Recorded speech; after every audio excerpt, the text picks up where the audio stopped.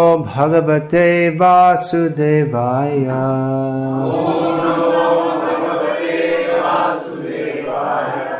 Om Namo Bhagavate Vasudevaya.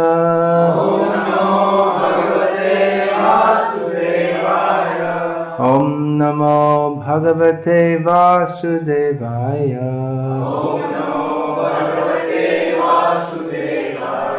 Srimad Bhagavad Gita as it is, translation and commentary by His Divine Grace A.C. Bhaktivedanta Swami Prabhupada.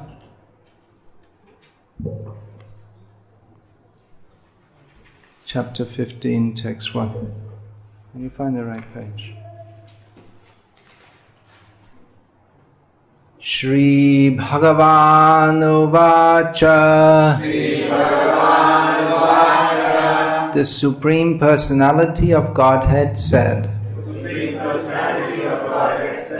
Urdhva Moolam, with roots above, Adhaha, downwards, Shakam, branches, Ashvatham, a banyan tree, Prahuhu, is said, Avyayam, eternal, Chandansi, the Vedic hymns, Yasya, of which, Parnani, the leaves, Yaha, anyone who, Tam, that, Veda, knows, Saha, he, Vedavit, the knower of the Vedas. Translation: the Supreme Personality of Godhead said, it is said that there is an imperishable banyan tree that has its roots upward and its branches down, and whose leaves are the Vedic hymns. One who knows this tree is the knower of the Vedas. Purport: after the discussion of the importance of Bhakti Yoga, one may question, what about the Vedas? It is explained in this chapter that the purpose of Vedic study is to understand Krishna. Therefore, one who is in Krishna consciousness, who is engaged in devotional service, already knows the Vedas. The entanglement of this material world is compared here to a banyan tree. For one who is engaged in fruitive activities, there is no end to the banyan tree. He wanders from one branch to another, to another, to another. The tree of this material world has no end, and for one who is attached to this tree, there is no possibility of liberation. The Vedic hymns meant for elevating oneself are called the leaves of this tree. This tree's roots go upward because they begin from where Brahma is located, the topmost planet of the universe.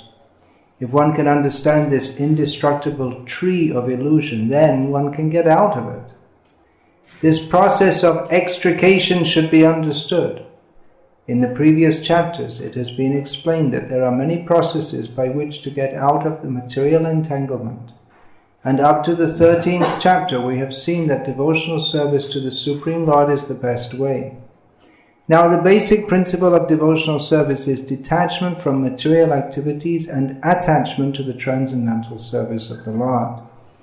The process of breaking attachment to the material world is discussed in the beginning of this chapter. The root of this material existence grows upward. This means that it begins from the total material substance, from the topmost planet of the universe. From there, the whole universe is expanded with so many branches, representing the various planetary systems. The fruits represent the results of the living entity's activities, namely religion, economic development, sense gratification, and liberation. Now, there is no ready experience in this world of a tree situated with its branches down and its roots upward. But there is such a thing. That tree can be found beside a reservoir of water, we can see that the trees on the bank reflect upon the water with their branches down and roots up. In other words, the tree of this material world is only a reflection of the real tree of the spiritual world.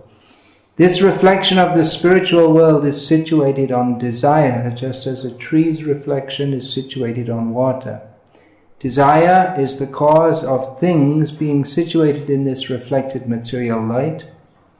One who wants to get out of this material existence must know this tree thoroughly through analytical study, then he can cut off his relationship with it. This tree, being the reflection of the real tree, is an exact replica. Everything is there in the spiritual world.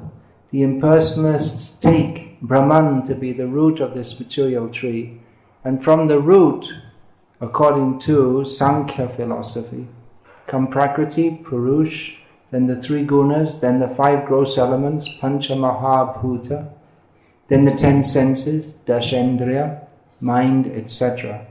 In this way they divide up the whole material world into 24 elements. If Brahman is the center of all material manifestations, then this material world is a manifestation of the center by 180 degrees, and the other 180 degrees constitute the spiritual world. The material world is the perverted reflection, so the spiritual world must have the same variegatedness, but in reality. The Prakriti is the external energy of the Supreme Lord, and the Purusha is the Supreme Lord Himself, and that is explained in Bhagavad Gita. Since this manifestation is material, it is temporary. A reflection is temporary, for it is sometimes seen and sometimes not seen. But the origin from whence the reflection is reflected is eternal. The material reflection of the real tree has to be cut off. When it is said that a person knows the Vedas, it is assumed that he knows how to cut off attachment to this material world. If one knows that process, he actually knows the Vedas. One who is attracted by the ritualistic formulas of the Vedas is attracted by the beautiful green leaves of the tree. He does not exactly know the purpose of the Vedas. The purpose of the Vedas, as disclosed by the personality of Godhead Himself, is to cut down this reflected tree and attain the real tree of the spiritual world. Shri Bhagavan Uvacha Urdhva Moolam Adhashakam Ashvathang Prahoravyayam Chandangsi Yatsya Parnani Yastang Veda Savedavit. The Supreme Personality of Godhead said, it is said that there is an imperishable banyan tree that has its roots upward and its branches down, and whose leaves are the Vedic hymns. One who knows this tree is the knower of the Vedas.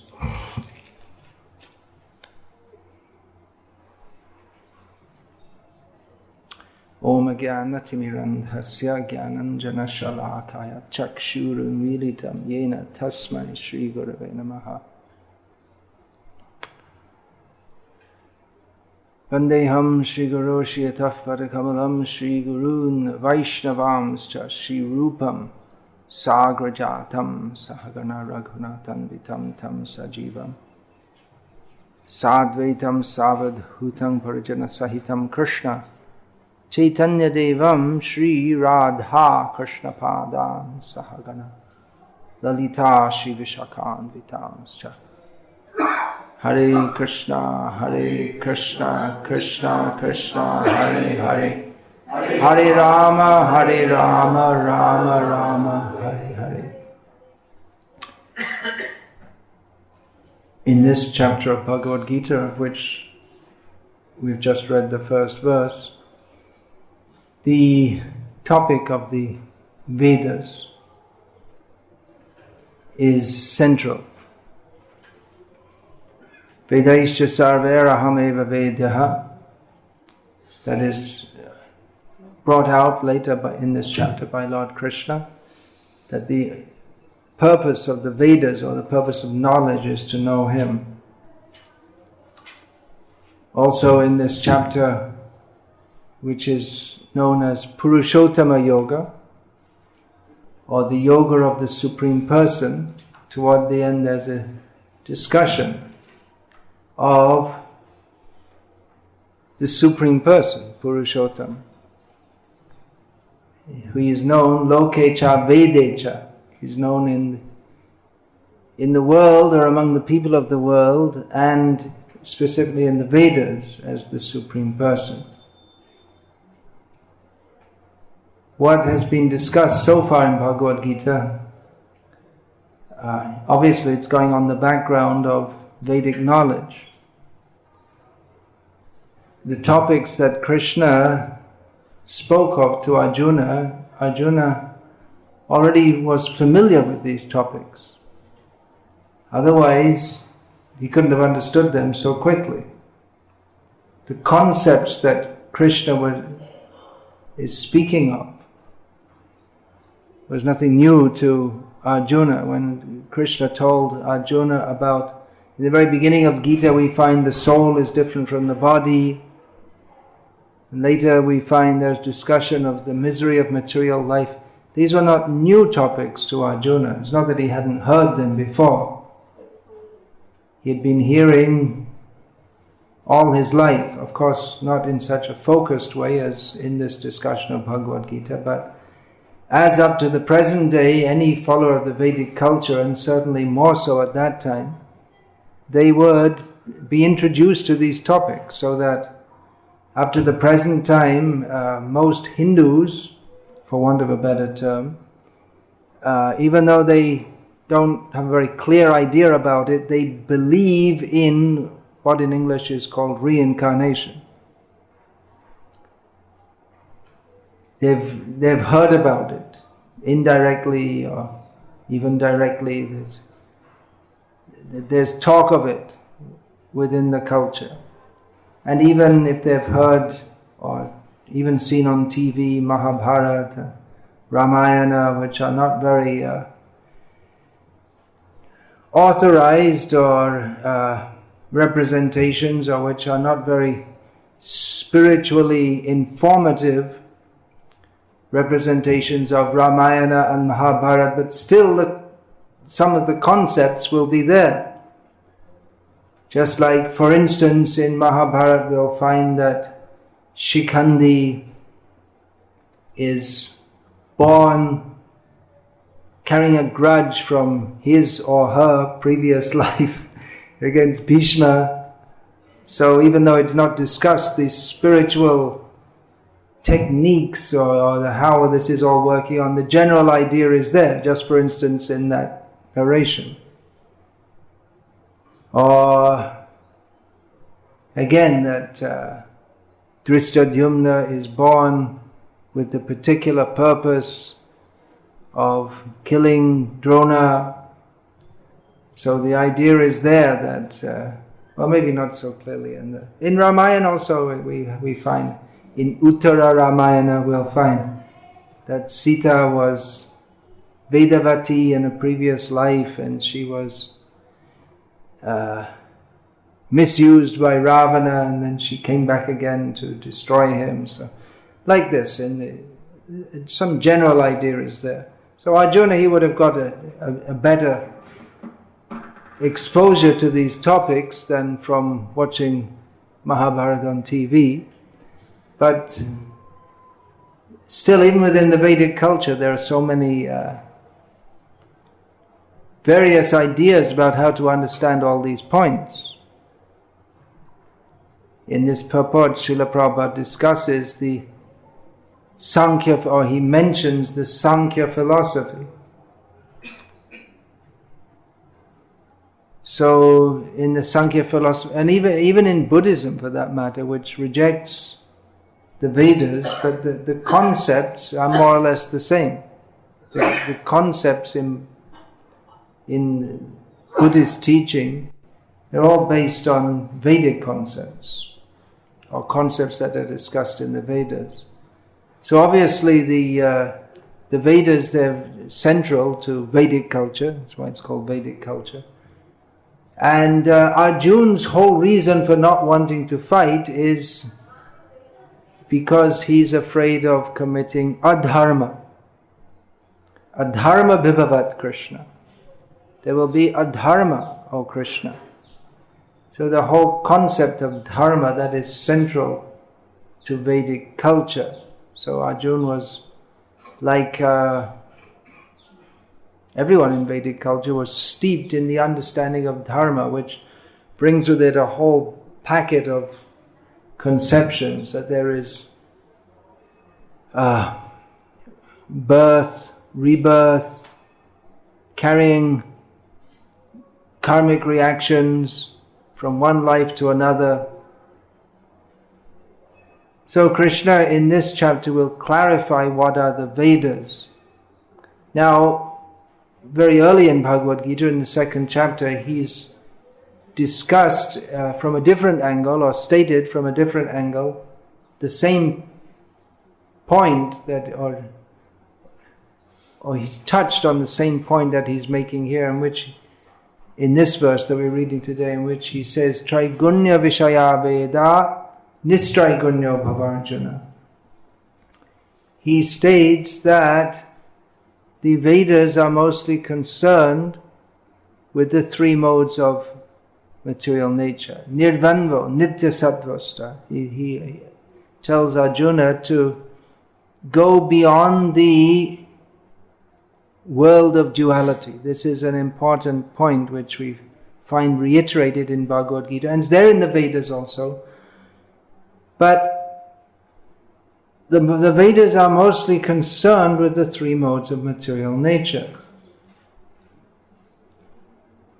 So in the lower level, the Karma Kanda, which is discussed in this verse that we're reading today, most of the Vedic hymns, the chandas, the mantras, they are, at least superficially, concerned with elevation to higher planets, enjoyment in this material world. And then there are the sections of the Vedanta, the Upanishads, which is dominated by Sattva-gun. And that is discussing about how to go beyond Dvandva. This term comes up repeatedly in Bhagavad Gita. It's a term that is repeated often in the Upanishads, which points out the nature of this material world is the world of duality. So this point Krishna discusses repeatedly in Bhagavad Gita. Shitoshna, Sukha, Dukkha. He compares material happiness and distress to heat and cold. They are agama payani. They come and go. Their nature is to come and go. So that is the nature of anything within the three modes of material nature. And those who are dominated by the modes of nature, they think in terms of I, me and mine. Ayam nija paroveti. This is mine and that is someone else's.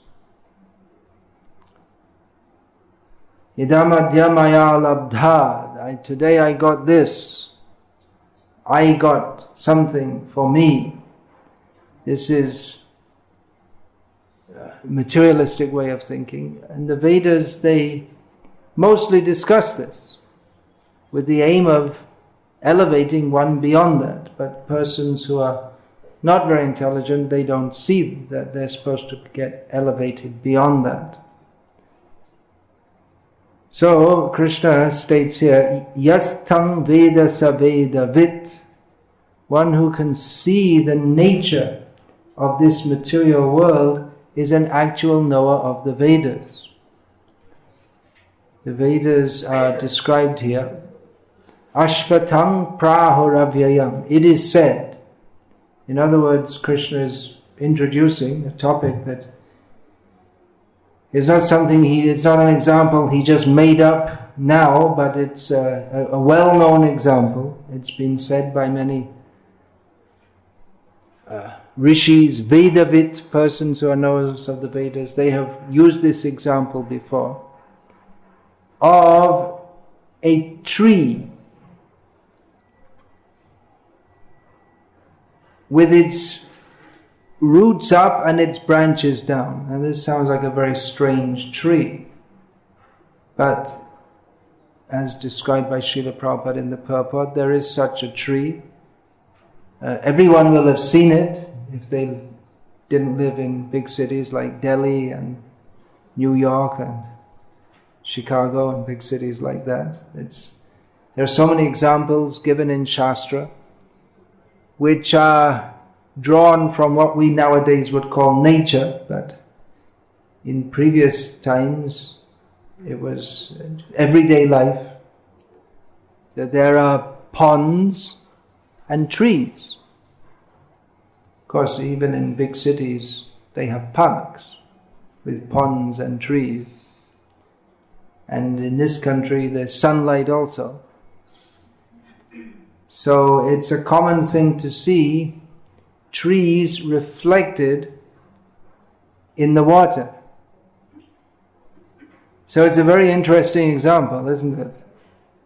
The tree is reflected in the water. If you point at the reflection and say, is that real? Well, is it real or isn't it? Definitely something's there. You can't say it's not there. But on the other hand, it's not really a tree, although it looks like a tree. Looks exactly like a tree. But you can't eat the fruit on it. So, yes, it's real, but it's not real at the same time. So in this way, sometimes the material world is described as false. Although it's real in one sense, but it's false in the sense that it's not what it appears to be. In this verse, Lord Krishna describes that tree as being eternal. Eternal in the sense that it continues. Well, comparison to the ashvata, to the banyan tree, is quite apt, because banyan trees, they live longer than human beings. So they can live many hundreds of years. So it's a very long-living tree, and particularly this tree that is used as this example, it is eternal in the sense that it just keeps on going on and on and on. Material life, this reflection of the tree, it's compared to material life because it goes on and on and on. Either if we follow the Vedic directions, we enjoy the fruits of the tree. That's also discussed in the Upanishads, that there are two kinds of fruit on the tree, sukha and dukkha. So if we keep on trying to enjoy that, then it just goes on and on and on. And we get born again and again and again in that tree. And if we don't follow the Vedic directions, we also get sukha and dukkha when we go to another tree. Please leave a path and let someone come in. We don't get out of the tree, but as stated in the Bhagavatam and elsewhere also, or as Lord Krishna states, Mama Vartmanu Vartante Manushang Paratasavashaha. No one can escape the Vedic path, or everyone is under the direction of Krishna, directly or indirectly. If we follow the Vedas, then we we get the results of fruitive activities. Kangshanta karmanang siddhim yajanta iha devataha kshipram hi manushe lokam siddhir bhavati karma ja. If one follows the path of karma kanda, including worshipping demigods, then very quickly he gets the results of enjoying It works. You can also enjoy this material world by following the path of karma kanda and worshipping demigods. However, as Lord Krishna repeatedly explains here in Bhagavad Gita, that is not actual enjoyment or happiness. So he's pointing out this. Who is an actual knower of the Vedas, he is not concerned with enjoying this material world, but with getting free from this material world. And over and above getting free from this material world, there is the understanding of Krishna as the Supreme Personality of Godhead, which even those who are on the path of the Upanishads or Nirbhed, Brahma Anusandhan, the searching after the undifferentiated, absolute, eternal, beyond the dualities of sukha and dukkha, happiness and distress, heat and cold, mine and others. The whole material world is a world of dualities. Those who want to go to Nirbhed, no duality, no two-ness, Advaita, they may be informed from this 15th chapter of Bhagavad Gita that beyond the searching for oneness, there is a transcendental Dvaita or two-ness. Or instead of thinking in terms of I and mine, thinking in terms of Krishna and everything else. That's both Dvaita and Advaita. Advaita means to see there is nothing beyond Krishna. That's pure Advaita. And this Kevala Advaita of Shankaracharya means only oneness.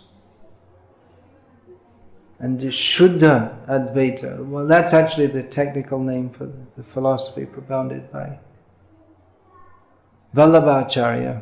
But purified oneness means to understand that ekam asti dvitiya nasti, there is only one and no second, means that Krishna is supreme. Everything is subsumed within Krishna. But there is two-ness also. This is the Bheda Bhed, Achintya Bheda Bhed. There is oneness and difference also. Maya tatamidam sarvam jagad avyaktam murtina matsthani sarvabhutana. Nachaham teshvavastitaha. Everything is within Krishna, everything is produced from Krishna, everything is non-different from Krishna. Still, everything is different from Krishna. So these are the secrets of Bhagavad Gita, which of actual Vedic understanding. The actual point of Vedic understanding is to understand Krishna. But understanding Krishna, we can very simply say, well, Krishna is supreme and everyone is his servant, he is the Supreme Lord. But understanding this in its details, what does that mean? Then we have to understand all the different categories. What is manifested? What is the meaning of the term Bhagavan? Here we have again in this verse, Sri Bhagavan Uvacha. What is the meaning of the word Bhagavan? That should be understood. Misunderstanding of that in modern Hinduism has led to so much nonsense. Modern Hinduism is an appalling display of nonsense. There's good culture, some good cultural aspects mixed with it's just amazingly foolish nonsense, such as worshipping a long dead Muslim fakir is becoming, in the last few years, has become very popular. I saw a car from Delhi today, the Delhi number plate, Om Sai Ram. So this Sai-ness has come, it's everywhere. It was only in Maharashtra, but it's everywhere now. It's becoming everywhere. You find this Shirdi. Sai Baba has completely eclipsed this. What do they call him? Satya. Sai Baba. The other one is Satya. So, and there are so many persons, so many personality cults, because people do not know who is Bhagavan. So this should be understood. What does it mean to be Bhagavan? Aishvaryasya samagrasya viryasya yashasha shriyaha jnana vairagya yoschaiva shannang bhaga itingana. Bhagavan means who has all wealth, knowledge, strength, fame, beauty, and renunciation. So what are the categories of this material world? Srila Prabhupada mentions them in this purport, the 24 categories, as divided by Sankhya philosophers. The Dashendriya, the 5 knowledge acquiring senses, the 5 karmendriyas, the 5 active senses, the mind, the sense objects, the senses and the sense objects.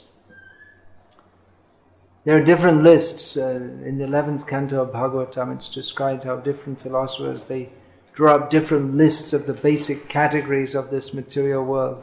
Some people include the 3 modes of material nature.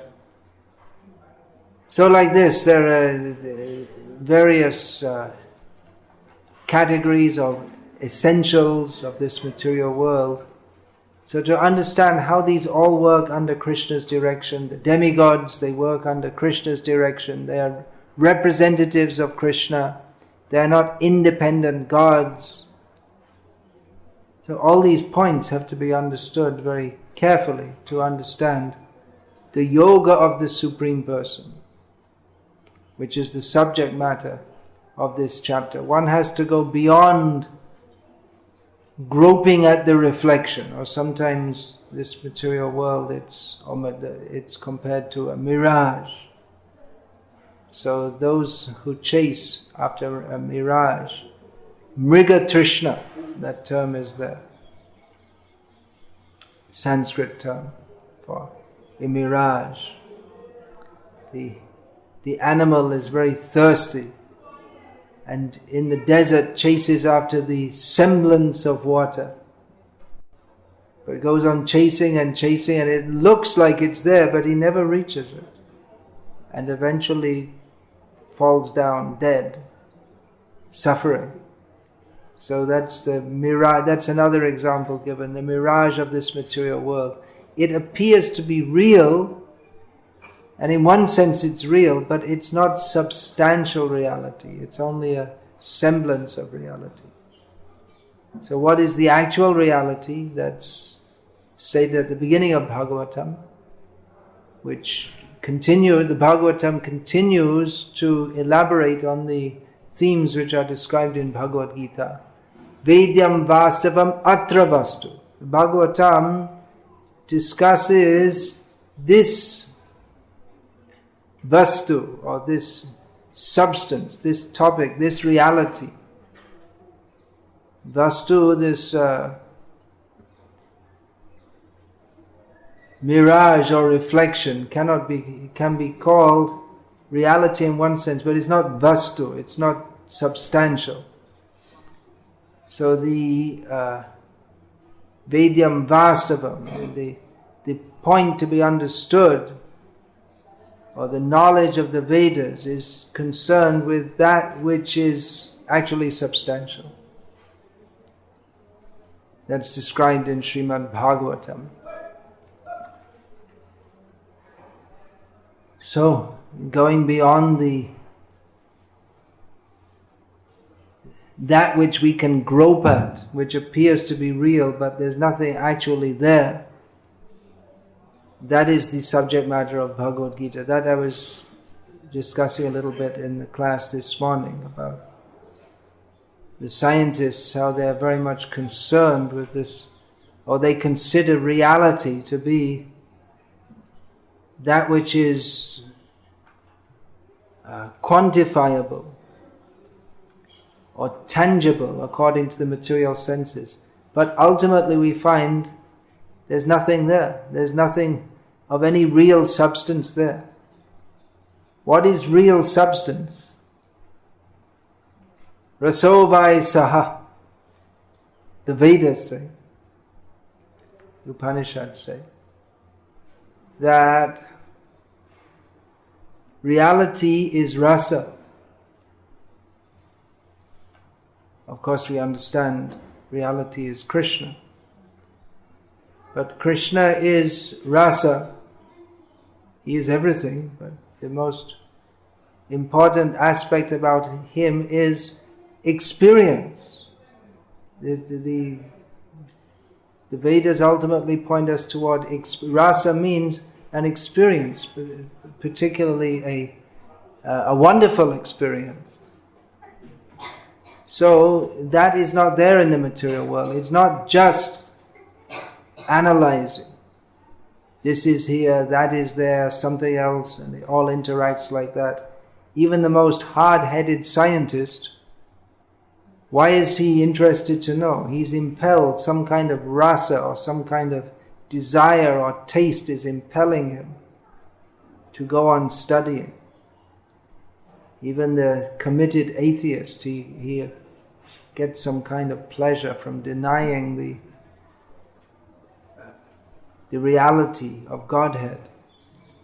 So ultimately everyone is looking for happiness, and it's not there in the material world. It appears to be. Look at that tree, look at those mangoes. Oh, they look really good. Look and grab and there's nothing. It's just a reflection. So we can imagine. The only thing we can do is imagine that it's pleasurable. That's described in Bhagavatam. What is the nature of the happiness of this material world? Shruti sukha. It is described or heard of as happy. There is happiness. We shall be happy. Everyone else says we'll be happy. Everyone in the world is looking for that.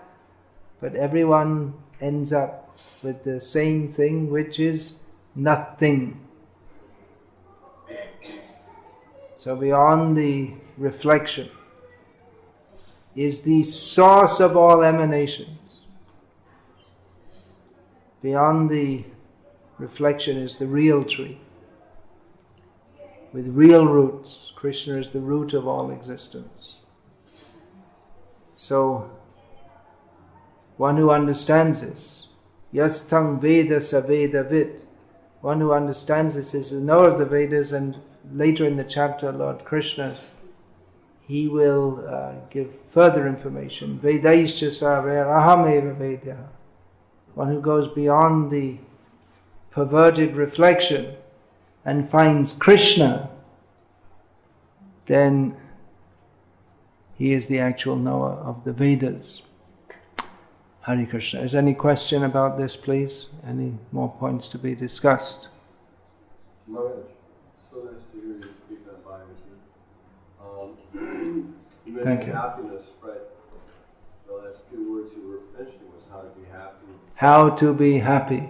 So my question is, if I fall in love, will I become happy? If you fall in love, will you become happy? Well, if you try to eat the mango in the reflection, will you become happy? Well, if you fall in love with Krishna, then we'll be happy. We have to fall in love, find where to place our love. Everyone is searching for love, but as Srila Prabhupada writes, everyone is searching for love, but the nectar of devotion, this book, targets on the point that the object of love should be Krishna.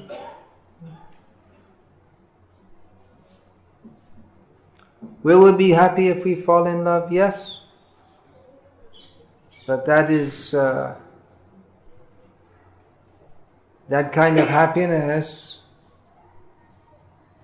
that is the happiness which appears to be like nectar in the beginning but becomes poison in the end. That's in the mode of passion, Rajagun.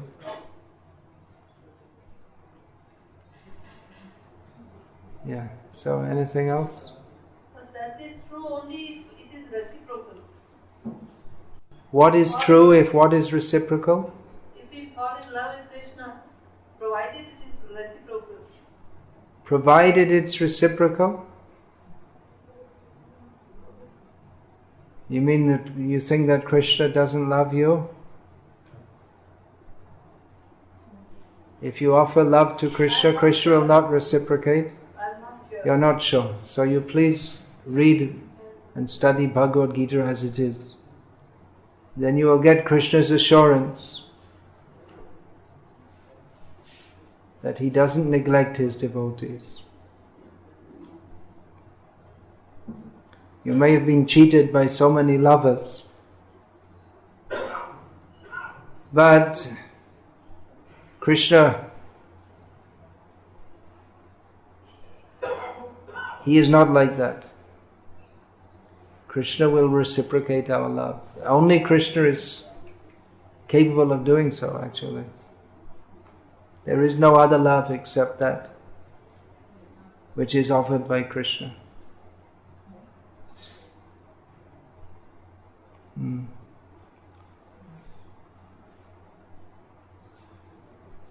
Vedas mostly deal with karma kanda. Yeah, at least superficially the Vedas mostly deal with karma kanda. Correct, yeah. When the aim of Vedas is to get rid of this material world, why this karma kanda has been explained there so elaborately? Why is there so much karma Stress on kanda? that. So much stress on that when the aim is to go beyond that? Well, the Vedas are meant for fools. At least the manifestation in this world is meant for people who are attracted to that which is not for their actual benefit. So that is a system to gradually bring people to a level beyond foolishness. The idea is to engage people in karma kanda activities by which they will, as Arjuna had done, I'd given that example of, they will imbibe the concepts of dharma, of karma, of karmic reactions. If they follow the path of dharma, that will gradually help them to become selfless. Their selfishness will become transformed. So it's the Varnashram path is a gradual path for purification. Because most people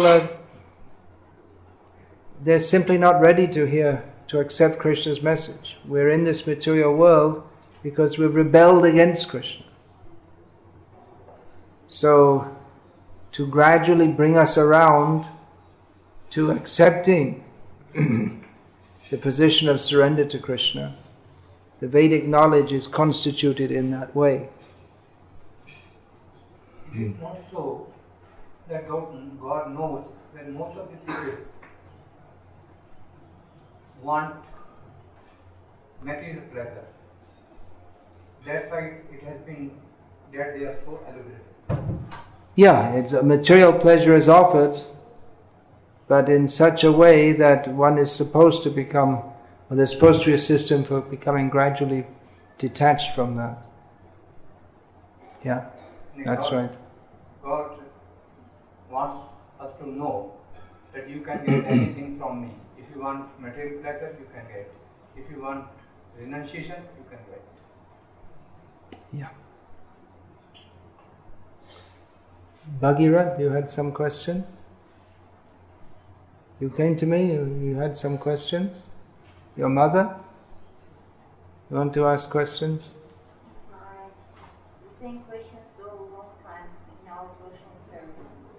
On one hand, we have to have detachment from material world. On the other hand, we have to support in this material world. And you have to support in this. You mean you have to support your family members? Is that what you mean? just even holding. You have to live in this world, yeah. Well, that's also discussed in Bhagavad Gita. This Padma Patram Bhasa. One should live in this world, but be above it, like a lotus grows in the water, but its beauty is manifested above the water. And even if water drops on the lotus leaf, it doesn't remain very long. So one should be in this world, but not of it. As long as I'm in this world, I have to use this situation for cultivating Krishna consciousness, but I don't have any permanent relationship with it. That's all. It's not such a difficult thing to understand. Of course, the nature of material attraction is that we tend to get entangled more and more in activities for material sustenance. Therefore, sadhus, or those who are on the path of purification, they learn to minimize. Just take what you need, or just utilize what we need for maintenance. Don't take anything more. Otherwise we become entangled.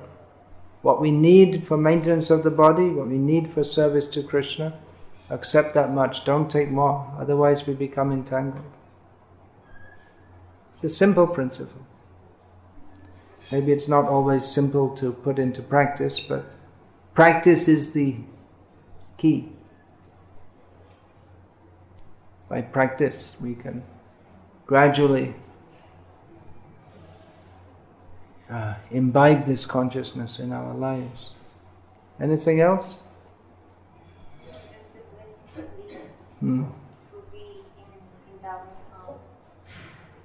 Yeah, people often ask for blessings, but we should know that if we follow what we're supposed to follow, then all blessings will be there.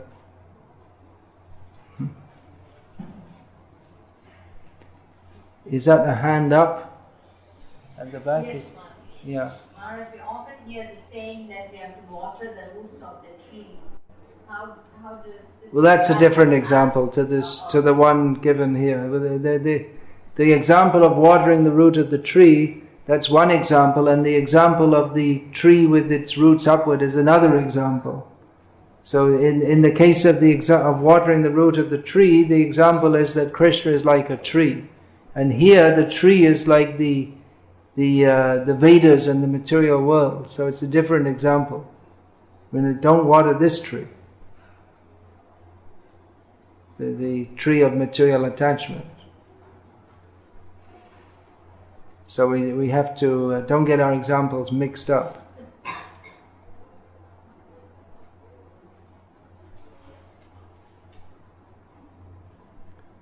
Once I was saying in London, I was saying that I was speaking to someone about the example of the car and the driver compared to the body and the soul. And he said that, well, you're supposed to be monks, and why are you using cars?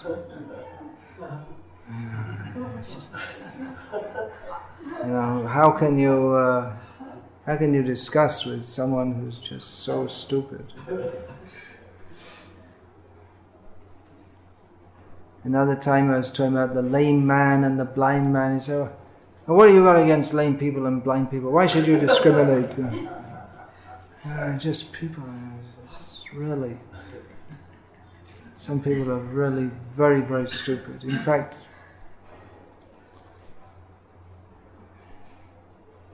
in my experience, even with many devotees, it's very difficult for them to understand even like basic philosophy. It's very difficult to have a philosophical discussion with them because they're just on the mental or emotional platform. They say, "Oh, you're not being compassionate. You shouldn't criticize anyone." Just on a completely superficial platform. So, for most people, give them some prasadam, Annamaya, begin it. Yeah. Maharaj, you were speaking about Dharma. Like, most people in the Vedic culture were steeped in Dharma. So, can you... Steeped in Dharma, yeah. Can you elaborate a little, like how... Well, that's a huge topic. But basically, what is the understanding of Dharma? That there is an underlying principle in the universe, and that we should become harmonized with that. Dharma rakshati rakshitaha. Those who protect or uphold Dharma, they are protected by Dharma. One should act in a manner that is in accordance with the principles of Dharma. And that will bring harmony into the world, that will do good for others, and that will do good for oneself.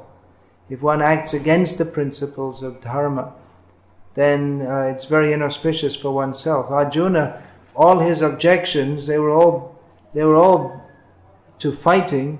They were all based on the principle that according to his misunderstanding before the battle of Kurukshetra, that this was adharmic. It's against the principles of Dharma to kill one's gurus, to leave women unprotected. So he said that it's better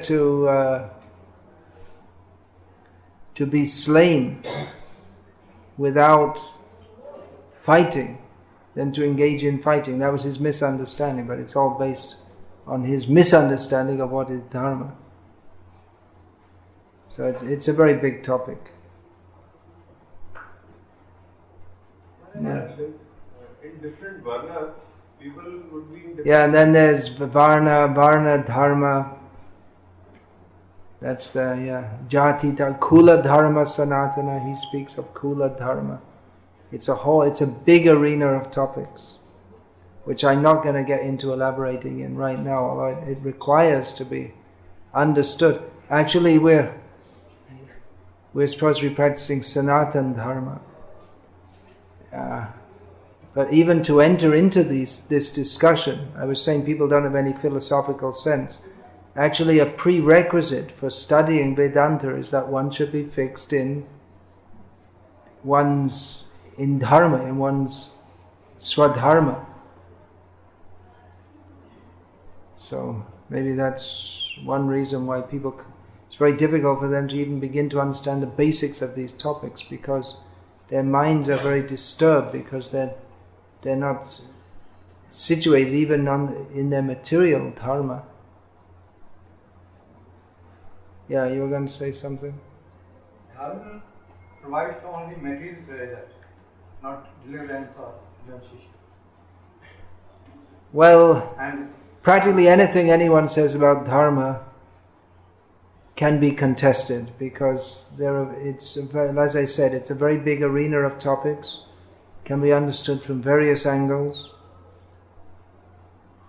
Dharma ultimately means Krishna.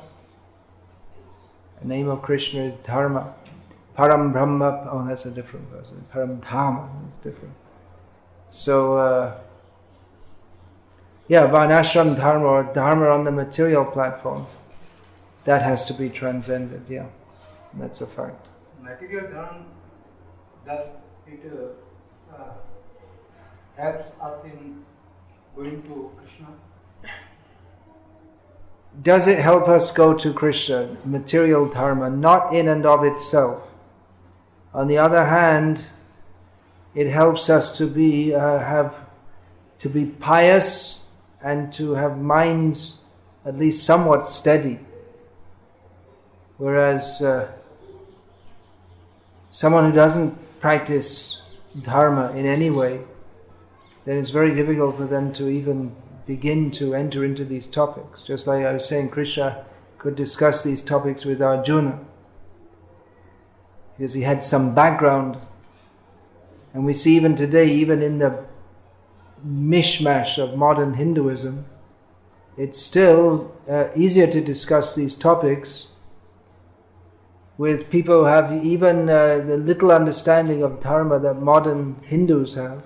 Still gives them a great advantage over people who don't have any understanding of this. Just like Sarvabhauma was telling me yesterday, he gave a very good example that he can just go on the street in India and speak with people about how they're very interested in getting money, but that doesn't make them happy because Lakshmi should be with Narayana. And people can immediately understand the example. Whereas in the West, you have to preach to people in a very basic way and put them through various seminars and before they can understand this. Whereas even today, just an average person on the street can understand this example. So it doesn't mean that everyone on the street in India is a self-realized soul, but because they have even some idea of Dharma, it gives them a head start. So it has its use. Hare Krishna. I'm going to finish there. All glories to Srila Prabhupada. Srimad Bhagavad Gita as it is, Ki Jai. Hare Krishna. Some books that I've written and recordings of lectures are displayed on this table. If anyone would like to see them, please do. Many books are being published nowadays. These are some other books which devotees are finding useful for their spiritual advancement. Hare Krishna.